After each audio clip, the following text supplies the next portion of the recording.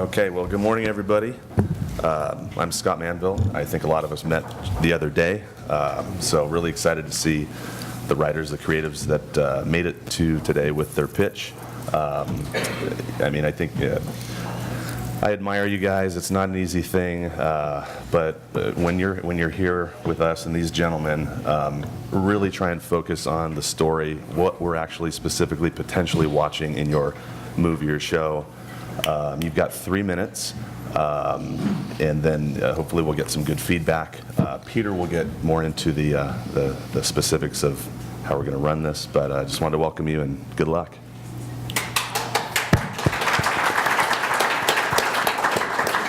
Good morning reminder for all of our cell phones. You can turn them off or turn them on silent. We greatly appreciate that. Thank you.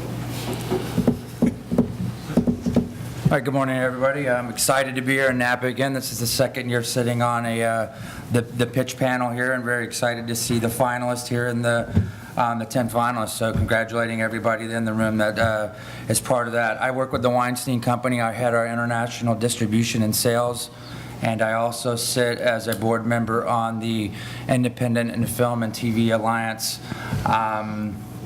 And it's just, again, very excited to be here. Napa's a great place. This is a great festival, and looking forward to spending these next minutes hearing over these finalists here. Say your name. Ennis Hensley. Sorry, thought it said that. My name is David Glasser, and again, thank you everybody for having us here. It's been a great weekend. As always, I've sit on the board of the Napa Valley Film Festival. I'm the COO and president of the Weinstein Company. Last year was an exciting pitch session. We actually had 2 winners last year that came back after the pitch session, came back to our LA offices and actually pitched them to my acquisitions and production staff. And so it was kind of exciting to see it start here in Napa and then obviously make it all the way back to Harvey and my offices in LA and actually see them come in. And I think it was actually quite interesting. I think I ran into the other night at one of the dinners we were at, one of the sets of finalists who actually went out after they had their pitch session. They came and pitched in our office, and then they went out and made a short film, which is actually playing here at the festival. So it's nice to see that kind of traction when something starts with an idea here, and now they already have their first finished film and are taking it around. So, you know, that's where this can all start, and I think this is a great place for that. So thanks everybody for coming. Hi, my name's Peter Belcito. I work with my partner in a company, we have offices in West Hollywood and in Berlin, and the company is called Sydney's Buzz. I have a stack of business cards in my pocket if anyone wants to connect with me after or think they might. And we also blog for IndieWire on the international film business, Latinos, women, and gays. And that's under her name, Sydney Levine, or Sydney's Buzz for IndieWire. And I'm glad to be here again with these gentlemen. And here's how we're going to proceed. We're going to, and I will read out the name. I won't go near the title because I'm not sure we have it correct, but I'll go the name of the filmmaker who's going to come up to pitch. You're going to have 3 minutes. At the end of the 3 minutes, someone is going to call time, and when you hear that, stop talking. And then my colleagues will either have some questions for you or not, which will be brief. And when I call up each person, I'm also going to mention the name of the next person who's going to be coming up, and I would like them to stand on that side of the room by the staircase there so that they can, when we're through with the person before, that they can immediately come up to the speaking area, which is right here. Your microphone's on the table. And we'll move it along like that. When we go through the 10 pitches, what's going to happen is we're going to take a little break. We, the folks at this table, are going to withdraw someplace, and we're going to make a choice. And then we'll come back and we'll announce that. And thanks for coming. I wish all of you luck, and we're going to be moving right along. So, let's, if anybody else has anything to say, let's start. Number one is Rick Baraff, and I'd like Ana Maria Montoya to wait on the side to come up after Rick.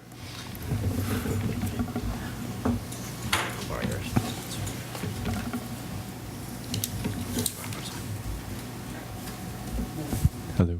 There we go. Right on. Cool. All right. Good morning. My name is. Are you guys ready? Oh, My quick name- question. Sorry, Yes. sorry. Who's timing, Peter? Did you already? Okay, sorry. Live theater. Go. You can go. All right. Good morning. My name is Rick Baraff. My project is a romantic comedy called The Breaker Upper. Anyone ever had a tough time breaking up with someone? Didn't know how to extricate yourself without all the fireworks? Well, what if there was a professional service to help you do so? Okay, well, not necessarily a professional service, but a crass, misogynistic man's man who works out of a shady ex-PI's office and uses hilariously unconventional methods to get you out of that sticky situation immediately. Payment upon success.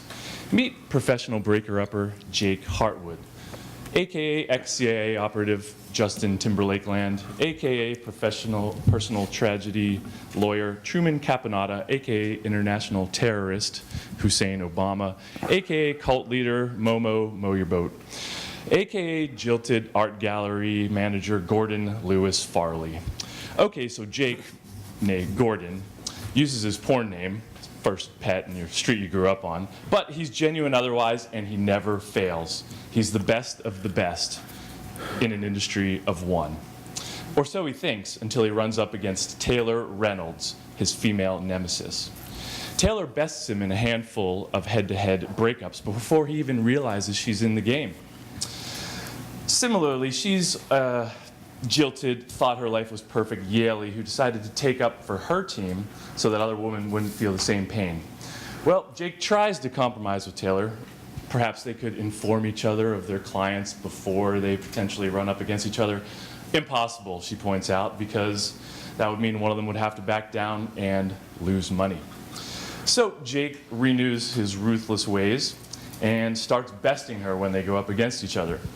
Until the hot blood boils over and yes, they fall for each other. But not until after Jake has convinced her that he's changed his spots and actually has got her to help him regain his ex, which is really just a ploy to get close to Taylor.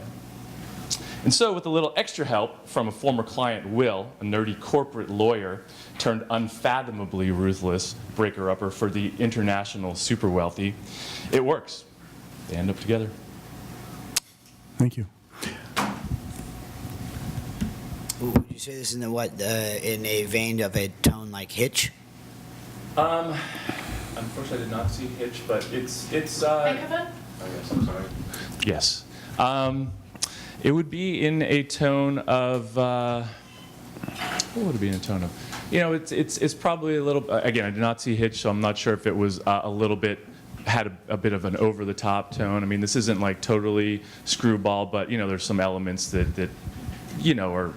It's all reality-based, of course, but yet it's it's pushing that envelope. Great, thank you. Yeah, thank you. Okay, Ana Maria and would Firon Devis please get up ready to go next? And I just want to say to all of the pitchers, you don't have to do 3 minutes. If you have a pitch that's briefer than 3 minutes, don't feel obligated to keep talking.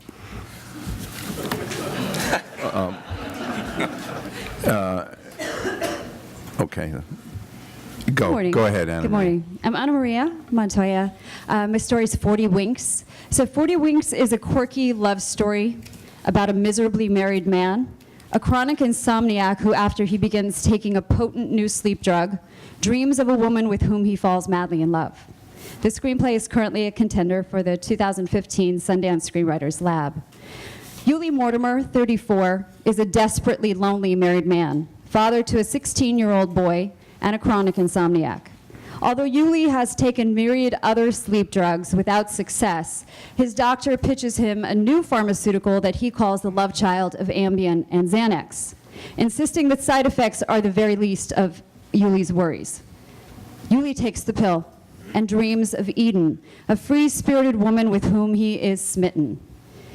Yuli, who has always been a worker bee, begins finding excuses to go home early and take drug-assisted midday naps in order to be with Eden and to inhabit this wonderland that is far better than his waking life. It is absolute euphoria. And Yuli realizes he's in love, which is precisely when things begin to unravel. The drug is becoming less effective and the side effects are intensifying. The contrast between his dreams and his real life becomes almost too painful to bear. And there is the growing awareness that he can only be with Eden in his dreams, dreams that depend on a hypnotic that may be recalled, bringing his ride to a halt. Thank you. Quick question. Is this a comedy? It is a bittersweet comedy. It's a comedy drama. I would say in the tone of Her, Silver Linings Playbook, Lars and the Real Girl. Okay.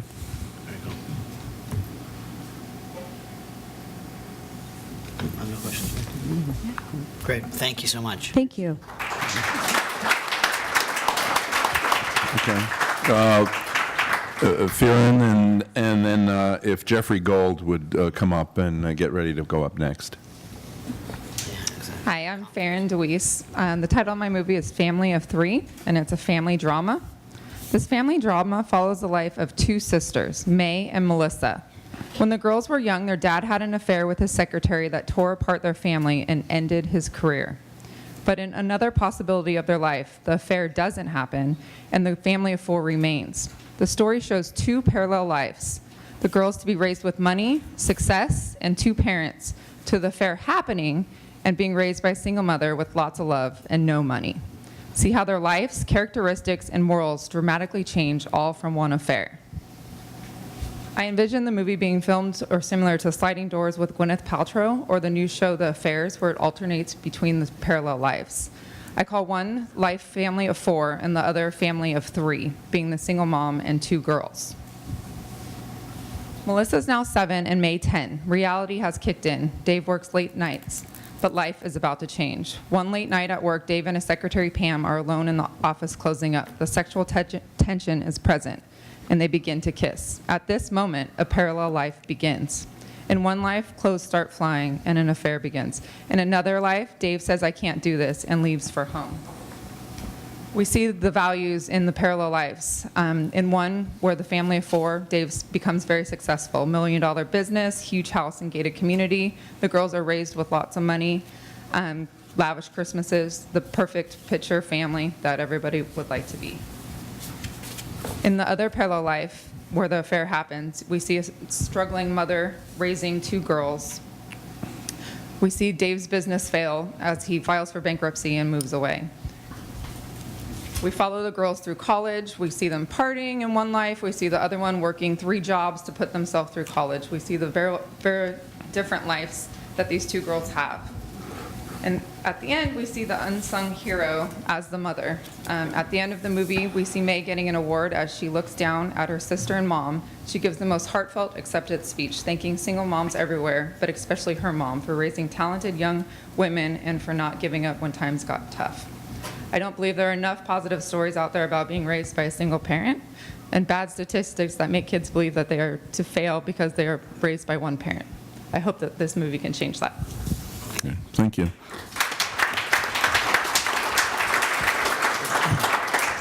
I think it's a great idea, and we had a similar exercise on Him and Her, Him, Her, and Them, the new movie we did. I have a question to ask you. How do you end it? Because it's very interesting. How do you bring it all together at the end when you're switching from parallel lives, and then you can only have one ending for the movie, or are you planning to have two? Kind of having to, obviously, the two rich girls end up starting out to be the ones that you want to be, and by the end of the movie, you're seeing that their lives aren't all together. They've got knocked up young. They, aren't very happy, and at the end, we're showing the success that the two girls struggling throughout have made, and that by the end of the movie, you're like cheering and wanting to be the family of three because they were raised properly in the way that America should be raised. Got it. Did you have a question? I'm confused, Okay. because I don't know what I'm going to be seeing on the screen. I mean, are you going to have a split screen? Are you going to have one in black and white or one in nostalgic amber tones? I don't know how I'm going to be seeing it to keep track of the two stories. Sure, and I apologize about that. I did have that in here. One set of the girls are the bleach blonde, dressed in the tee with designer clothes. The other one, short, chopped off hair, light brown hair, rugged clothes from hand-me-down stores.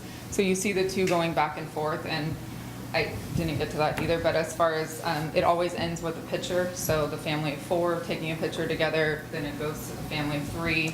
In each scene, it ends by taking a picture. So you're going to be having sequential sequences of the two stories? Of the 2 stories. So like, for example, one being the girl playing volleyball and being more or less the mean girl on the thing, and then switching it to the other scene where she's the one being bullied herself. And it's the 2 different roles that are taken throughout the 2 lives. So they would And- mimic each other, but go back and forth between, similar to like sliding doors. I don't know if you... And the characters have different hair color? Yeah, so you can tell them apart between the 2 different ones. Okay. I have a question. Okay. So, okay, we've heard your pitch. Do you have a treatment or anything in It's more in the detail? process of being written right now. Yes. Okay, because it's like, that's a neat device for storytelling, which is your concept, but then it's still, regardless, gets down to how clever, compelling, and moving the story is, what they're going through. So if you have It's actually based on my life story. yeah. I've always wondered Yeah. what So it'd be like. I can tell you come from Yes. you have a lot of passion for that. Yeah, That's great. thank you. Yeah. Thank you. Thank you.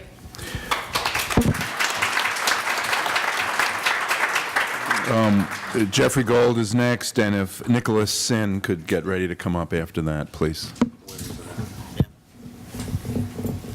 Good morning. My name is Jeffrey Gold, and my story is a comedy. It's called Klieg Light.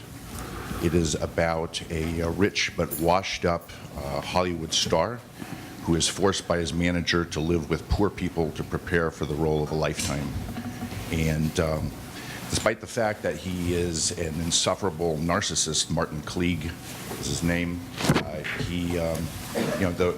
very sensitive, significant role that has Oscar written all over it has come his way.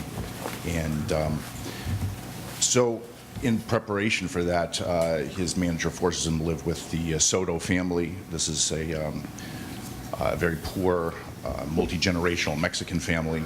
Mama Soto, her husband, 2 children, and the grandmother from the old country, and who does not speak a lick of English. And things kind of start out in a rocky way.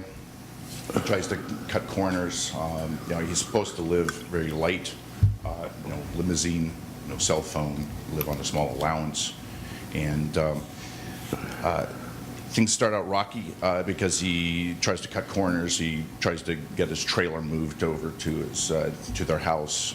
He tries to move them over to his Malibu beach house, and even at some point he tries to take the kids on a shopping spree to find out that his credit at the store has been cut off. So, but as this accidental education of Martin Klieg occurs, the family comes to, they're a very warm family who come to open their hearts to him. And through that process, he learns that his life has been inconsequential and empty. In the end, he redeems himself further with some other actions, and he goes on to win an Oscar for Best Supporting Actor. And in his heartrending acceptance speech, gives tribute to his family who essentially gave him a new lease on life. Thank you. Very cool. I'm assuming that you've thought about, have you written this in a treatment or a script yet? It's in script, but it's still rough, So his motivation in the sense of why he's doing it, he's just doing it because it's a great part? Is his career at the peak of his career? Is he at the bottom of his career?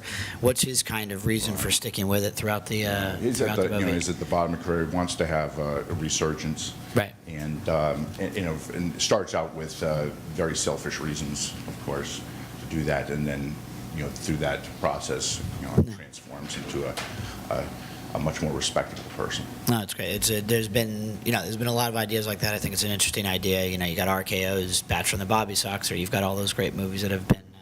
I was that kind have of been. thinking of in the vein of The Bucket List or As Good as It Gets, Yeah. Lost in Translation, Right. Up in the Air. Thank you. Great. The question, is there a love story? Is there a romance? No, there isn't. Well, there's maybe a little bit in the sense of he's attracted to their daughter, but she doesn't want to have anything to do with him. But there's a little bit of a flip there too. Of course, she becomes to appreciate him. You might want to think about a romance. I mean, definitely in the especially in a movie like that. Right. Somebody who would never be, in his league, or that he would be, that he would, right. would be fun. Somebody he can't attain. Yeah. Because he's used Or to he it. would never want to, or whatever. I mean, that's the great thing about those movies, because the core audience for that is going to be, obviously, men are going to go, but men are going to go with their wives or their girlfriends or their, so. But very good. And what period do you see this taking place? I mean, is it modern day? Is it? Yeah, I would say modern day. Yeah, Okay. keep the costs down. Yeah. Thank you. Good job. Thank you.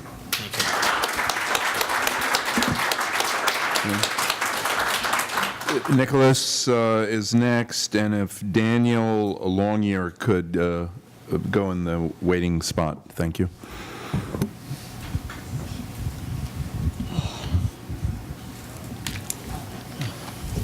So I just begin right now? Yep. Yeah. Hi, I'm Nicholas Sin. I'll just go. So my idea of my film is about fear and overcoming that fear. And by overcoming that fear, we're able to see the beauty of the world and see all the things that we could have missed, or if we were bound by our fear.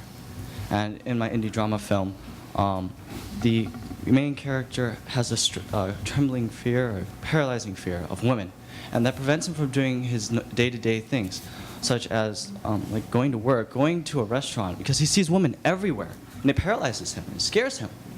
So afterwards, so because of this, he has to go see an online psychologist, and he tries to find one. And unbeknownst to him, the one that he finds is a woman. And not just a woman, but a woman with a fear of the outdoors as well. So this makes their relationship a bit complicated in the beginning.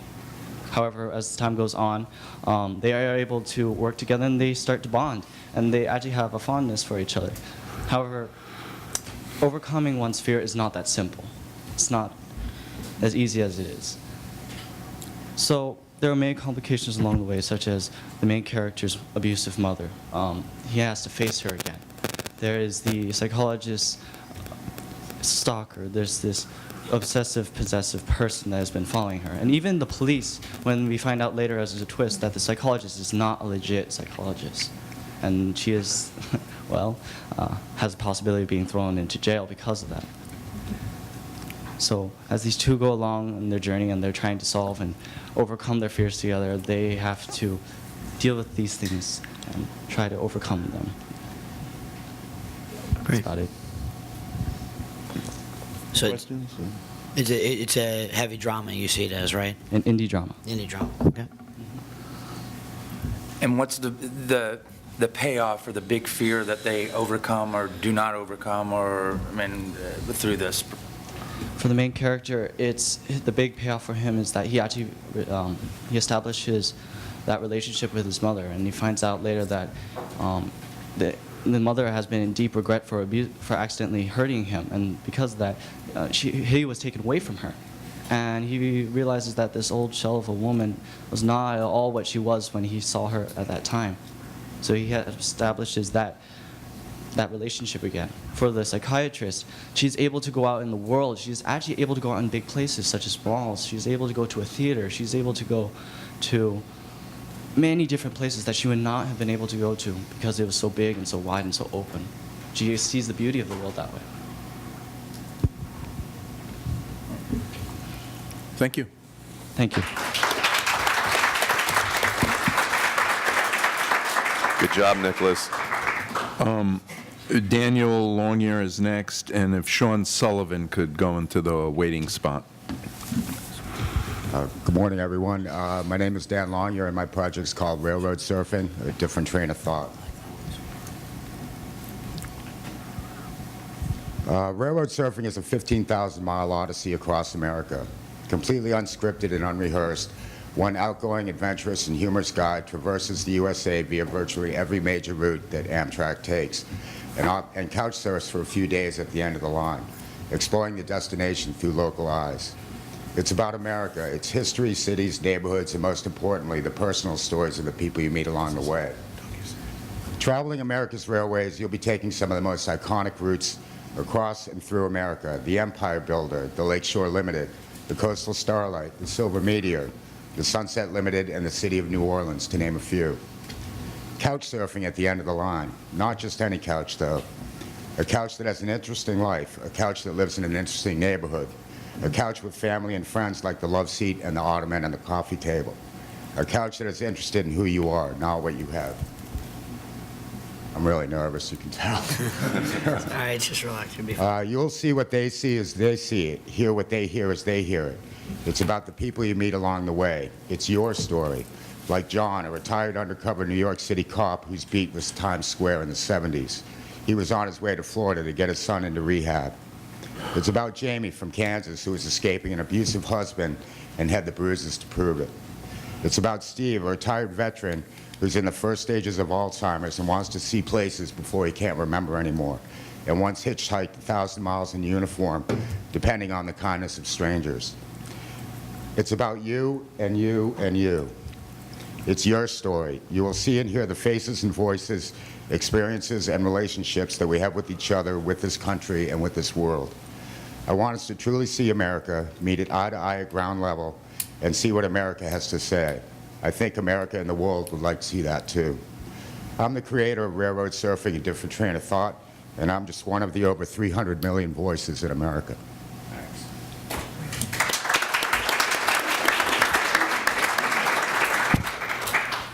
So you see this as a feature, right? Is the way you wrote this? No, it's a television series, docu-reality series.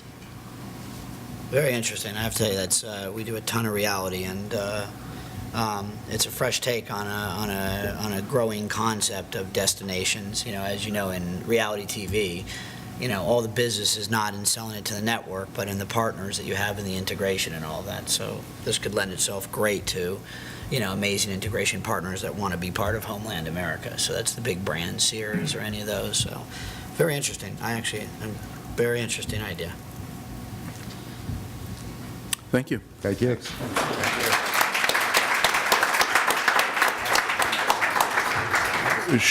Sean is next, and if Grace Rumstead could get ready to go up after him.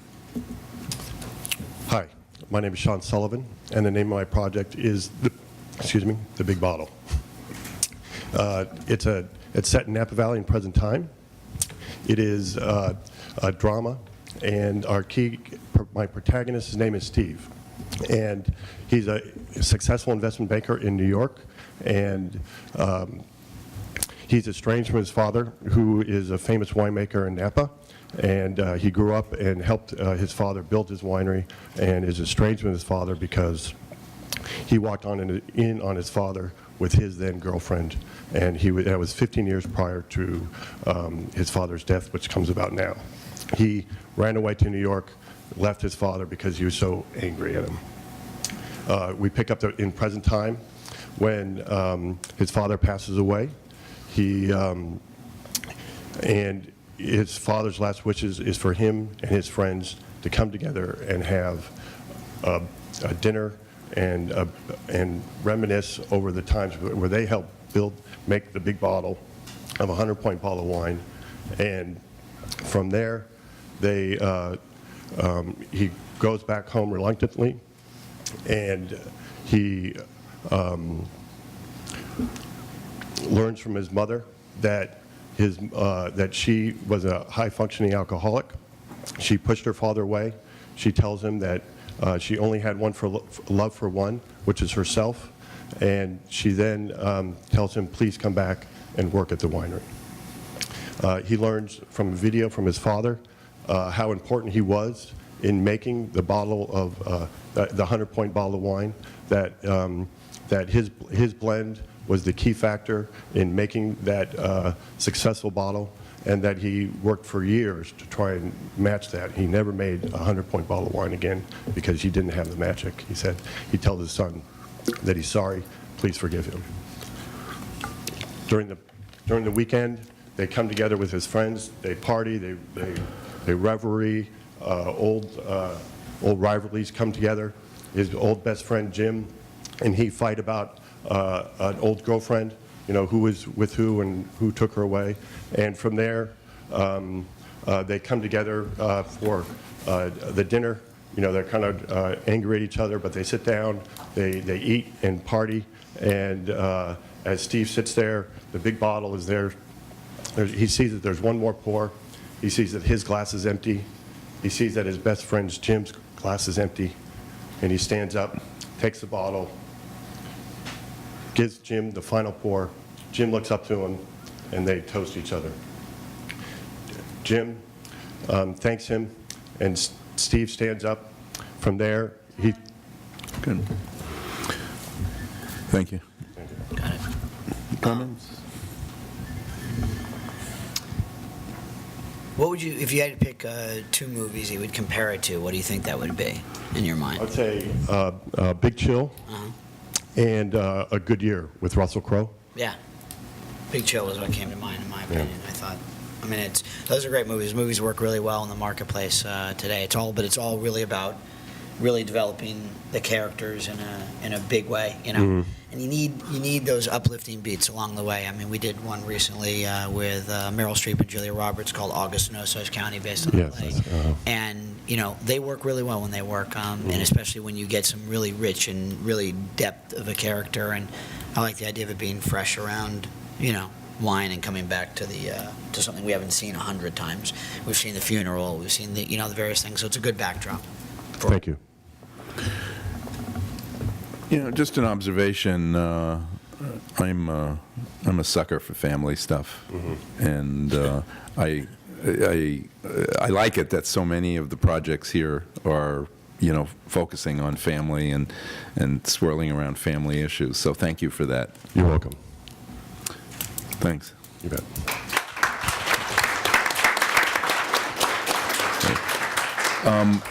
Grace is next, and if David Williams could please get ready to pitch after that. Hello, my name is Grace Romstad, and cynicism is an indie dramedy. Everyone wishes that their life could be like a movie, and Alex thinks he's found a way to do just that. See, Alex is a director, but he pays his rent by picking up popcorn from obnoxious moviegoers. His lifelong adoration of love songs and romantic movies has left him jaded and disappointed in his life's lack of that movie-perfect happy ending. Scarlett is his ex-girlfriend. She's a writer stuck in a boring, creatively unfulfilling job. Annoyed at an old rival from film school's recent success, Alex decides to make his life into a movie and manipulate the events so that he can get that happy ending. He enlists the help of a film student named Lila, whose quick loyalty and determination is a great asset to his creative vision, and whose quiet, shy demeanor makes her the perfect nonpartisan observer behind the camera. Alex convinces Scarlett to pretend that they are in love again for the sake of his film. And when things are, sorry, for the sake of his film, but and they start to make choices that blend the lines between their film and reality. Intercut with scenes from their first deteriorating relationship, we see as the issues begin to seep into their present one. But this time they're allowed to go back and see from this outside perspective that maybe their memories aren't quite what they remembered them to be. In short, it's the telling of their up and down relationship, but it is not a romantic movie. Thank you. Who do you see as your audience for this? In terms of like a demographic, as an age? 20-somethings. 20s, okay. So it's not a romantic No. movie? They don't get together at the end? No. And so this is about the making of a movie within a movie. Yes. And So you're going to have scenes of the movie within the movie, and then you're going to have scenes of the characters in the story outside yes. of the movie within the movie? Yeah, because they're working on filming a movie, and then some of the scenes are actually the scenes that they were filming as the movie, and then sometimes we see them working on it, and then sometimes we see the films that they've actually been filming. Lila, the film student, is the one who's been controlling the camera, so she follows, as Alex and Scarlett get caught up in their relationship, she just begins following them in their relationship with the camera. Just have to read this one. Yeah, it's. I'm currently writing it. I have the whole outline. I'm just, yeah. Okay, thank you.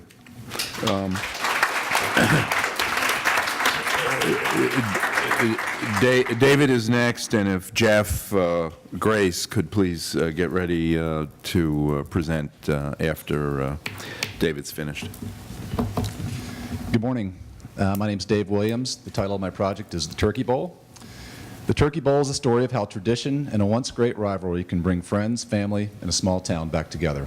For the classes of 1987 and 1989, the Turkey Bowl was once a tradition in which the two classes played each other in a friendly game of tackle football on the Friday immediately following Thanksgiving Day each year. This rivalry continued for many years throughout high school, college, and post-college, but as often happens, it eventually fizzled off. Fast forward now to the end of summer 2009, a series of Labor Day weekend barbecues, along with a big night of drinking out in the town, sprinkle in a little bit of smack talk over social media, and before you know it, the game is back on. The storyline itself centers around the build-up to the big game and the relationships that exist amongst this funny group of characters. It's also important to note that the timeline being set in 2009 adds a unique undertone as the country is coming off the Great Recession, and many of the characters, including the town itself, are struggling to make ends meet. And while the resurgence of the Turkey Bowl rivalry started off as a bit of smack talk gone too far, through the power of social media, it's now turned into something much bigger than anyone bargained for, and in many ways, it's a break from the realities of life's challenges. As the story evolves, both teams have to deal with getting back in shape and the reality that none are the athletes that they used to be. As the hype builds and the rivalry intensifies, families begin to worry that someone is going to seriously get hurt, and at the same time, the town is rallying in such a way that they literally won't let these characters back out. Intertwine hilarious flashbacks to the 80s, providing a glimpse into who they once were and who they are today, and you grow to love these characters because they're everyday people like you and I. When you look at the teams, you've got the guys from 1989 who are the good guys, and you've got the team from 1987 who are the not so good guys. And for the record, when the rivalry ended, after 11 years of playing, the bad guys were ahead 6-5, and so they continue to revisit this. Each team has a leader, their quarterback, who back in the day could walk on water. Today, each team still relies on their leader, but neither of these individuals are who they once were. Add in a supporting cast of hilarious characters, and you have the makings of The Big Chill meets Grown Ups. A few of the funnier characters worth mentioning, you've got a guy named Jay Radcliffe, also known as Head. Why do they call him Head? Because he got an abnormally sized head, and he uses it to his advantage on the football field. You've got the O'Reilly brothers, who are freakishly fast-talking mama's boys. They're at the heart of the rivalry. One's from the class of 1987, the other one's from the class of 1989. And then you've got Dave Hahn, who's at the heart of the mean-spirited nature of the bad guys. This guy was a man's man back in the day. He was the hardest-hitting, trash-talking guy on the field. Today, he's an openly gay man who's in a very interesting relationship with his partner of several years, and yet he's still the same trash-talking, mean-spirited guy that he ever was. In the end, the game is played, one team is victorious, and the community is reignited with hope. Time. Thank you.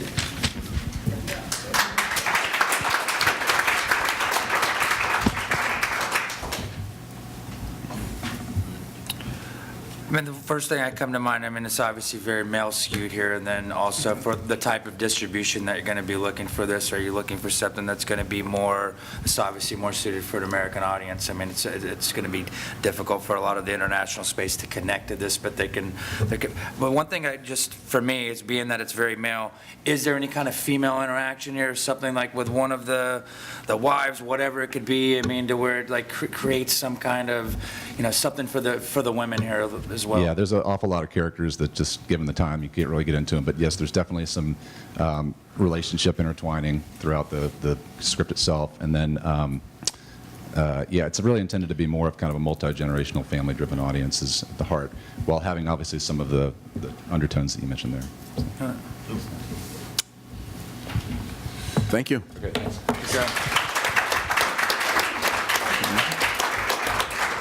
Okay, Jeff? Hi there, I'm Jeff Grace. The title of my film is listed there as Future Brothers, but the title of the film is actually going to be 2016.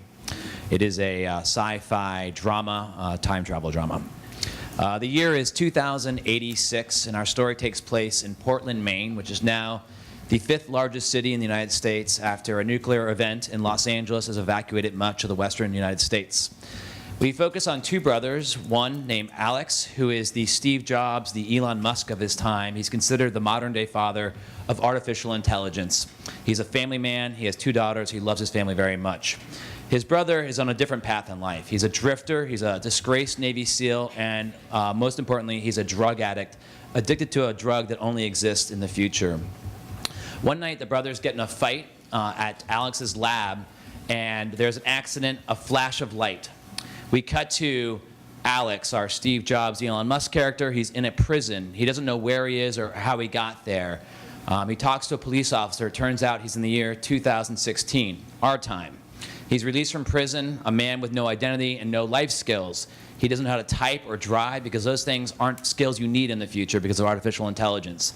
He finds himself in and out of men's shelters, living on the streets, stealing for food, and he himself becomes an alcoholic, a drifter, much like his brother. After a few weeks, he finds himself in despair, on top of a bridge, about to jump. Tires screech. He hears his brother's name call out. It's Kyle. Kyle has also been in 2016 for 6 months longer than his brother. He's with a woman he seems to be in love with. This has been a much different path for him. He's been freed of the drugs that exist only in the future. He got a job as a carpenter. He met this woman at a book signing at a bookstore. She's the foremost expert on time travel in their time. This woman, she believes these two brothers are the real deal, that they really are time travelers. And together, they hatch a plan to stop a nuclear terrorist, the one that eventually destroys Los Angeles, to use his stolen nuclear fuel to get back to the year 2086. But there's a dilemma that Kyle must face.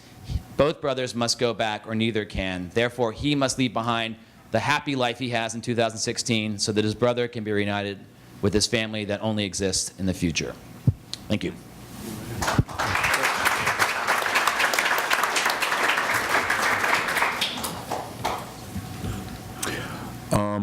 This is one I want to read, the script. Yeah, no, it takes a little time jumping.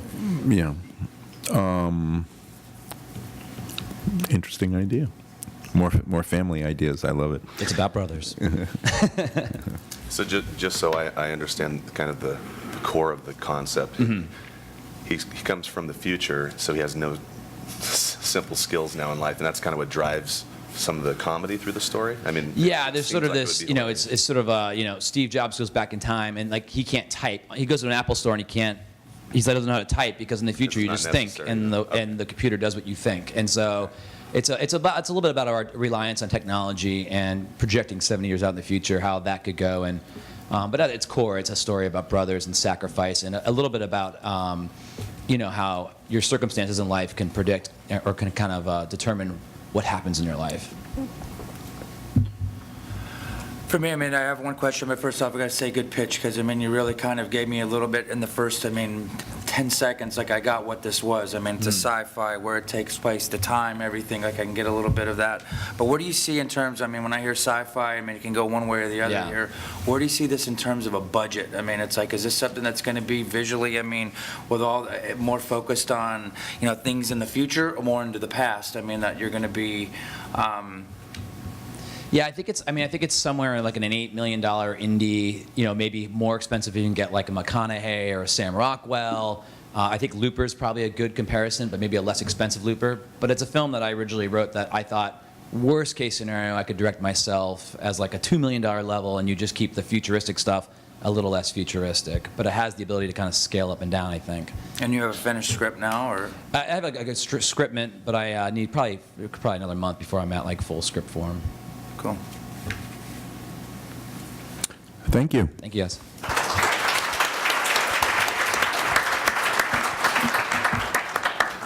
Now, If you don't mind, we're going to step away, four of us here, and we'll be not too long, I hope.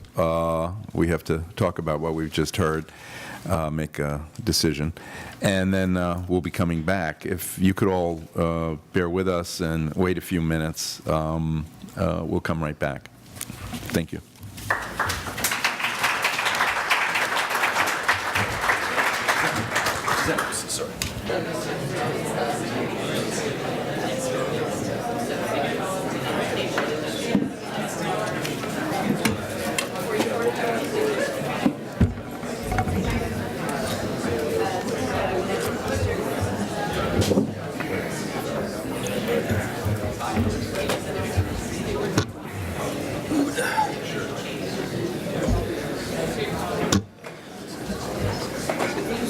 Hello.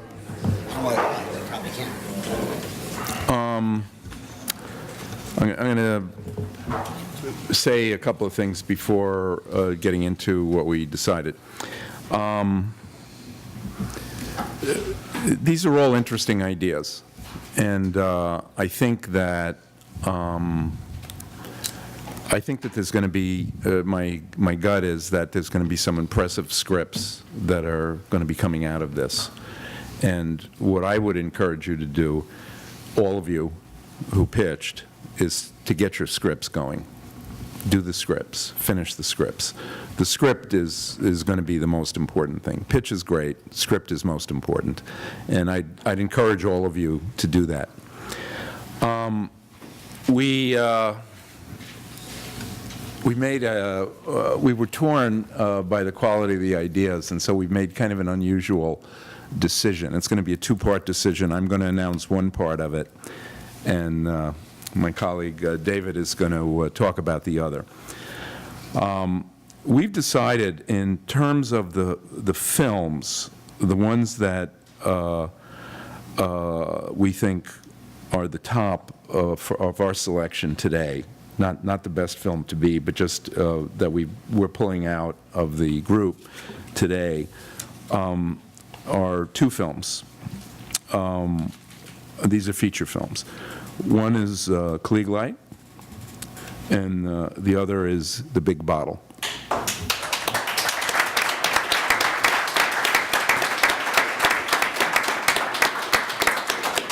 Now, before we leave the room, David will be talking more about what just some plans we have for that. But now, David is going to speak about another aspect of our decision. So just to end on that, on those two films, we'll do like we did last year. You guys will work out for you guys to come into Los Angeles, sit down with my development team, my Ennis's international team, go around the entire company at the Weinstein Company and have, several meetings, vet out your idea, talk about it, get involved, and have, real process here, as we did last year. So we're excited that there's actually two movies, and they're two really great ideas that we're excited about. And look, I sit on the board of this film festival. I travel to probably 25, 30 film festivals per year. It's nice. It's exciting to see this. This is really only our fourth year of this film festival, and there's some amazing ideas coming out of this festival. And there's one that's really actually shocked me. So there's going to be another piece that I'm going to add to this, and I have to tell you, it's a great idea. Daniel, where are you from Railroad Surfing? Where are you? All right.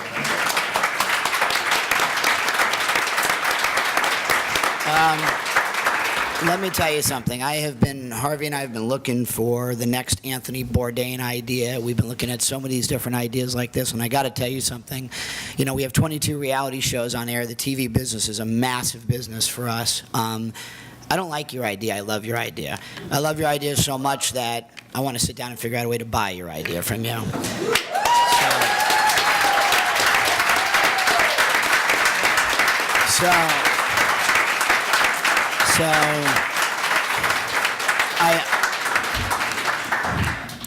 So obviously we still have to negotiate. Obviously, Anything can happen, so I can't guarantee anything. But what I'm willing to do is sit down with you, yourself, outside of here, with your attorney, my attorney, and see if we can come reach a deal. But in the meantime, here's what I'll add to that, because I understand from my colleague down here that your journey was an interesting one to get here. So no matter what happens, whether we can make a deal or not, I'm covering your expenses for coming for this film festival. So.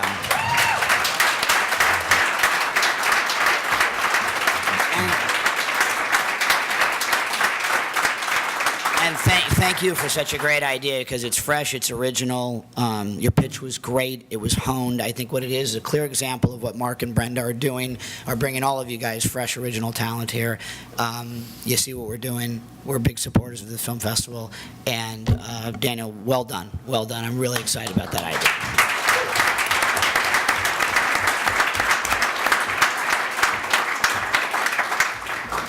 That's all we have to say now. I want to thank you all for coming, and we're going to let our colleagues in the who are working with the festival, who organized this, to work with any further details and anything. But I think you're all great, and I'd love to see all these scripts, and I'll stick around for a few minutes afterwards. Anyone wants a card or just to chat, I'll be here, and I won't speak for my colleagues. I know they're busy. But thanks you all for coming, and thanks for the pitches.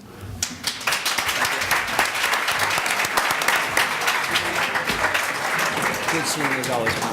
Yeah. It's good seeing you. Very good. It's Thanks, been a long time. I know. Yeah. It's good seeing you. We should get together in LA. Yeah. Let's grab a lunch. Let me do that. I'll